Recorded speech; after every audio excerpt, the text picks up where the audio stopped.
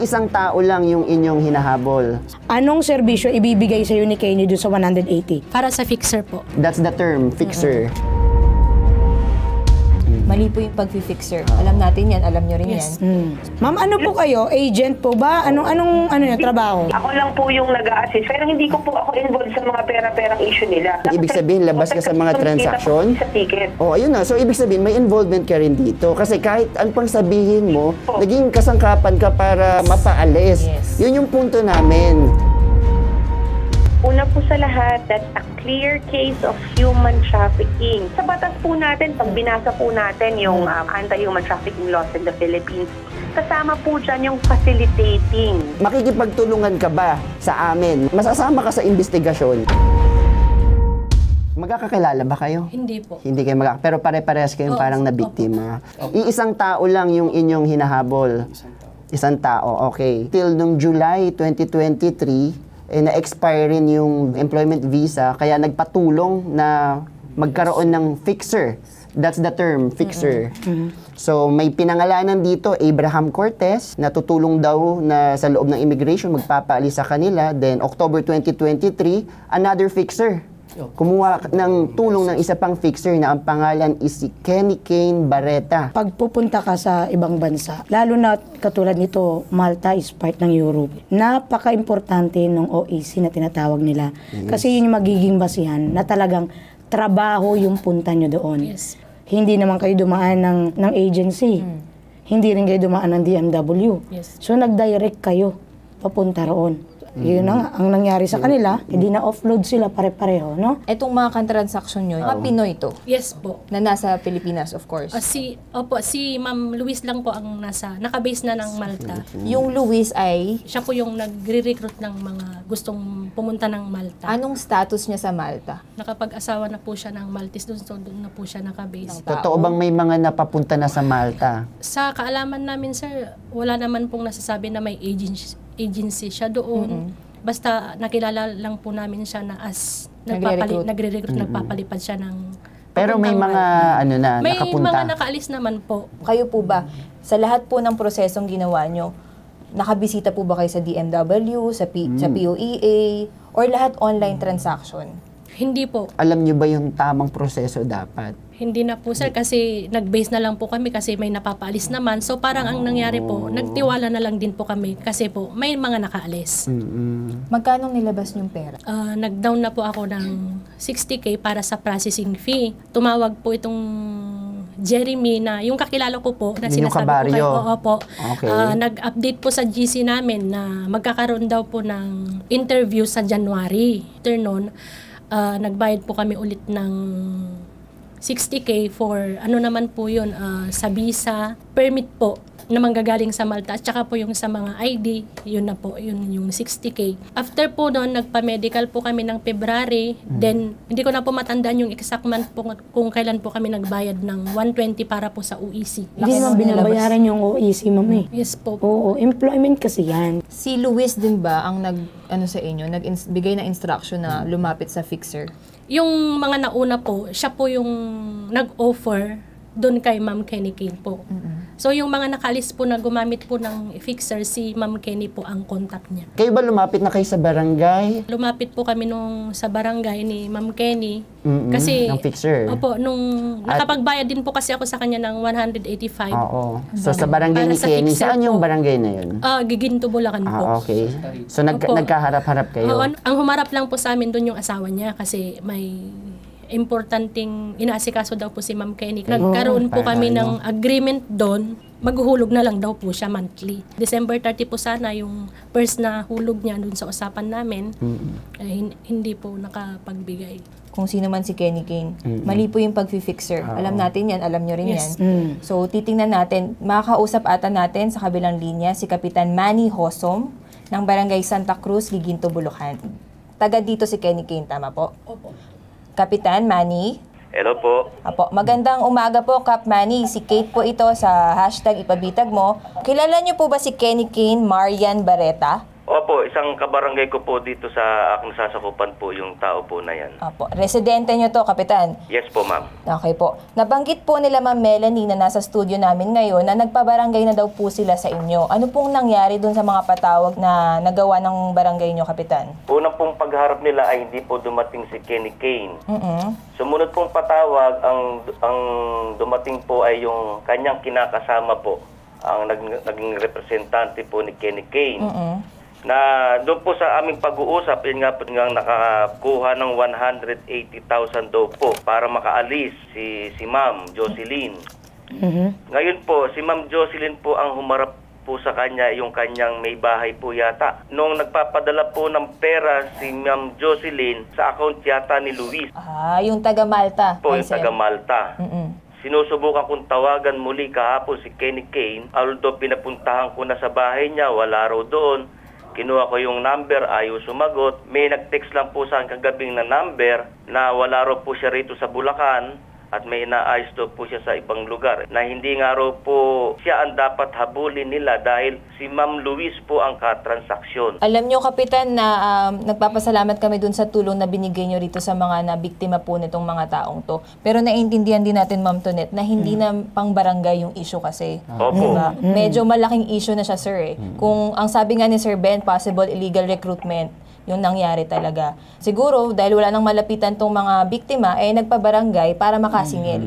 Nagsabi ba siya na willing ba siyang harapin itong mga to dyan sa barangay? Nagkaharap nga po kami, yung kinakasama niya, naman po. Kaya lang nga po, ang sinasabi daw po ni Kenny ay hindi man po siya ang dapat ng habulin nila, kundi yung si Luis. Sa totoo naman po, nakita ko po yung may sinumpang salaysay pa po rito si Ma'am Jocelyn. Si Luis ang kumuha ng pera. Ayun na nga po, Kape. Kaya siguro dumulog din ng mga to. Hindi naman nila makikilala itong si, kung hindi rin dahil kay Luis, no, Kap? Yes po, ma'am. Oh, kaya lang naman din lumapit dyan Siyempre, may involvement din siya. Yes. Kung talagang wala siyang kinalaman at wala siyang man lang humarap at maipaliwanag dito sa mga tao, makipagtulungan. So makakausap natin sa kabilang linya ang inirereklamong fixer na si Kenny Kane, Marian Barreta. Magandang umaga sa iyo, Kenny Kane. Si Bitag din ito. Kasama ko ngayon si Bitag Kate at si Bitag Tonet. Tumawag kami sa inyo kasi nandito ngayon sa studio namin yung tatlong nag-apply daw na tinulungan nyo para makapunta sa bansang Malta. Sila Miss Melanie. Hindi po ako ang contact nila papuntang Malta. Oo, pero kayo raw yung isa sa mga, kumbaga ang term is escort or fixer, na parang tutulong daw upang makapunta sila sa bansang Malta. So hindi nyo Hindi po ako, wala po akong in-offer sa kanilang ganun. Sige, kung hindi po ganun, ano po yung in-offer nyo? Kasi nadadrag po yung name nyo dito. Ako yung nag-a-assist sa kanila. Yes, ayun, nag-a-assist. Oo. Ano ang ginagawa, ma'am? Sorry? Ano naging papel mo? Kami po yung nagbubook po ng ticket niya. Pero hindi ho ako totally connected sa kung ano man yung transaction nila nung nasa Malta. Alam po ng mga tao yan. Opo, nung hindi na po kasi yung OEC namin, sir, nag-aalok sila ng for fixer po. Kaya yung mga naunang umalis po sila ng fixer. Nagkausap na po kami ni Ma'am Kenny po. Nagtanong po ako kay Ma'am Luis kung sino po yung escort na magpapalis sa akin. Then po ang sinabi niya, si Kenny. Hindi po ako ang nagpapaalis. Yun po ang sinabi niya. Sinong kumontak sa'yo para makilala mo sila? Si Luis. Opo. Okay, ikaw yung contact ni Luis. Hindi po ako contact ni Luis. Si Luis po, nakilala ko lang po siya dahil tinulungan ko po yung isang aplikante niya dun sa, nag-apply po ng process po ng medical sa POEA. Yung po ang... Ma'am, ano po kayo? Agent po ba? Anong trabaho? Hindi po ako agent, may travel agency po ako. Ako lang po ang nag-aayos at ako ang nag-aasikaso ng mga pinapadala po ni Luis na payment. Pero hindi ko po ako involved sa mga pera-perang issue nila. Sabihin, labas ka sa mga transaksyon? Tumikita po ako sa ticket. Ayun na. So, ibig sabihin, may involvement ka rin dito. Kasi kahit ano pang sabihin mo, naging kasangkapan ka para makapunta sila, mapaalis. Yes. Yun yung punto namin. Makikipagtulungan ka ba sa amin? Kasi alam mo, Miss Kenny Kane, kapag nag-imbestiga yung gobyerno dito sa mga pinapaalis ng ibang bansa na hindi legal, masasama ka sa investigasyon. Anong serbisyo ibibigay sa'yo ni Kenny doon sa 180? Para sa fixer po. Fixer. Kenny, bayad sa fixer, 180. Mag-a-assist overseas, papasok sa immigration. So, alin ang ticket doon? Ma'am, ako po nagbubuk ng ticket nila. Nagbayad siya kay Luis, ma'am, hindi sa akin. Nirefer lang sila sa akin ni Luis kasi may kilala din po. Ano binayad mo? Agency Fixer na po. nag-aasikaso Sa kanya. Fixer 185 po. Sa kanya. Assist Opo. ng papel nila. Kayo niya, ano ibinayad sa'yo ni Melanie na 185 para saan? Hindi po ano yun, sa ticket lang po nila yun. Ay, hindi po. Ano po kasi kami, ang hirap Hindi po kasi ma'am, may iba hindi po kaming usapan Hindi po, nila. ma'am. Sabi mo, mag-down po kami ng 100K para po may schedule po yung pag-alis namin. Pero ang unang sinabi niya, ma'am, na kailangan naming mag-down ng 100K para po ma-process yung papel namin paalis. Di nag-down po kami, tapos nasundan po nung 50K, tapos Ma'am, ano yung papel na ipaprocess? Para alam niya. yung pag-alis daw po, So, anong kailangan mo isubmit sa kanya? wala naman po siyang kinukuha, ma'am, na papeles na galing sa akin, kundi lang po yung passport ko at saka yung visa ko po ang kinuha niya. Ibinigay mo sa kanya? Opo. Okay. Kasi kailangan daw po yun dun sa mga ayusin niyang papel. Bali po ang 3 payments po yun, nung 100K na down payment, tapos 50 po, tapos yung 35 po kasi nung nandun po ako sa bahay nila, Tinanggap nung na papalis lahat? po nung asawa niya, ma'am. Opo. Tinanggap niya lahat? Opo. In-acknowledge na lahat? Opo. May ano kayo na in-acknowledge na? Opo, may mga resibo kami. Yung 35K po na bali nahuli po is personal ko na lang pong inabot sa bahay nila. Ma'am, ano yung mga pinapaprocess mo ng documents para makaalis? Ma'am, hindi ako kausap yan sa 50 na yun. Kausap pa rin kita, ma'am, kasi po yung 50 na yun, dapat po sana, kaya po pinilit akong... Hindi, ma'am, pakinggan. Ng pera. Ay, di ba po yung 50 na yon, that time paalis po si misis niya po. Kulang po ng pera. Nagkakaproblema po sila sa pera. Ngayon po, hiningi po ulit yung 50K sa akin, which Yun is na po, ipapahiram yung 50 po kay sa kanya yun. Jocelyn Tagaban po. Ma'am Kenny Kane, may kakausapin lang po tayo from Bureau of Immigration. Ma'am Dana Sandoval, magandang araw po. Ayan. Hello, good morning. Hello, good morning po, Ma'am Dana. Ma'am, si Kate po sa Bitag, sa hashtag Yes Pabitag po, mo. okay. Opo. Ngayon, ma'am, ano pong nakikita natin, Ma'am Dana, dun sa sitwasyon at saka sa issue na to? Una po sa lahat, that's a clear case of human trafficking because we are facilitating the illegal departure of Filipinos upang makapagtrabaho po sa ibang bansa. Ano po bang ibig sabihin ng illegal departure? Hindi po porket merong work visa ay legal departure na, because yan po ang pagtatrabaho po abroad is a government to government. So kung siya po ay may nag-ayos na napakamahal po ng binayaran, 500,000, may nag-ayos na ibang tao, bumili ng ticket, inabot na lang sa kanila. Yan po ay istorya na araw-araw naming naririnig. Kanina, ang sinasabi po ng kanilang inireklamo si Kenny Kane ay hindi daw po siya kasabwat. Ika nga.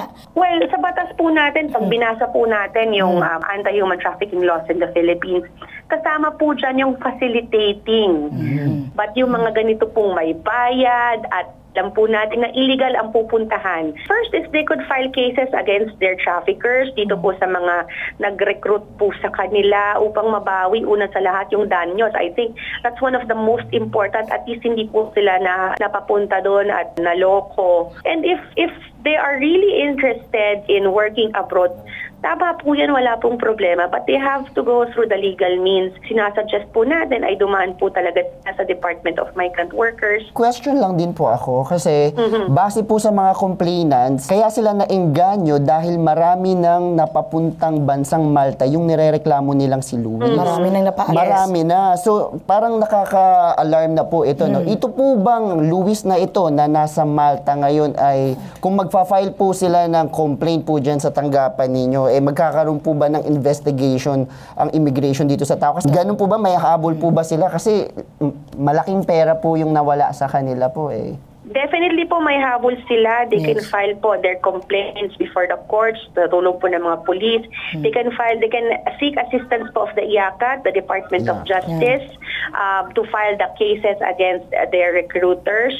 Yun pong mga sinasabi na marami na kaming napaalis. Part of the script of recruiters upang mainggan niyo po yung mga kababayan natin. Katulad po ng recruiter, ma'am, na nasa ibang bansa, baka yung mindset nila, ma'am, ay nandito na kami sa ibang bansa, hindi na kami pwedeng habulin. Hindi naman kami uuwi ng Pilipinas. Ma'am, anong sa tingin mo yung pinakahabol talaga nila? Ang sabi nga po nila, may long arm of the law, di ba? So Yes. kahit nandito sa Pilipinas, malayo po ang mararating ng ating mga batas. So hindi po dahil nasa ibang lugar ang isang individual ay hindi na po siya maaaring humarap sa mga kaso. So kung malaki-laki po ito, maaaring mailagay sa Interpol watchlist. Ma'am Dina, as always, maraming salamat po sa pagsagot ng tawag namin. At marami po tayong natulungan today regarding dito sa issue na to. At saka sa Maraming tamang natutunan. Yes. Maraming natutunan, ma'am. Thank you. Nandiyan pa ba si Kenny Kane sa kabilang linya, Miss Kenny Yes po, Kane? yes po. Oo, narinig nyo naman siguro yung sinabi ng Bureau of Immigration, si Miss Dana, no? So, hindi naman kami makikipagtalo sa inyo dito. Ang gusto lang naman namin is kumbaga, makipag-usap or kausapin nyo si Luis na inireklamo na siya dito sa hashtag ipabitag mo. Actually, sir, kaya nga po ako humaharap sa kanila Yes. ng mga problema dahil may mga pera din ako doon. Oo. So, kontakin ko siya dahil... Sige, ganito na lang, Miss may Kenny Kane. I'm sure na pag nakaabot sa kanya to, na lumapit na sa bitag yung mga nagre-reklamo laban sa kanya at pumasok na rin yung Bureau of Immigration, baka naman makipag-usap siya kasi parang hindi nyo na ata makausap yung Luis, di ba? So, tingnan natin, So, please inform si Luis. O sige, makipagtulungan ka na lang dito sa mga to, ano? So ikaw din, mag-ingat ka doon sa mga kinukuha mong mga, na nagfa-facilitate ka, katulad nito. Sabi nga, kaparte ka rin doon sa ano ng human trafficking. Okay? Okay, sige. Yun na lang yung ano natin, magtulungan kayo para isampa kung ano mang dapat isampang kaso. Sana both sa inyo, may natutunan kayo sa paglapit nyo dito sa programa namin sa Bitag. Okay? We will let the authorities handle this. Ire-refer po natin sa tamang tao ang mga biktima. Kung kayo po ay nabiktima rin, sa tingin nyo pong nabiktima rin kayo, tutulungan din naman din kayo. At Pero ang makipagtulungan. hinihiling natin dito ay makipagtulungan po kayo. Huwag po tayong kumbaga magtatago. Yun lang po ang iniiwasan natin hindi dito, po. Ma'am Kenny. Hindi po ako nagpapalit ng number. Alam na Ayan, Mabuti good to naman hear, yun. no? Mabuti Mabuti naman yan. po yun, Oo. ma'am. Bukas po yung programa namin sa lahat po ng panig ninyo. Gusto namin kayo marinig, gusto namin kayo mapakinggan. Ito ang nag-iisang pambansang sumbungan, tulong at serbisyo, may tatak bitag, tatak Ben Tulfo. Ito ang hashtag ipabitag mo.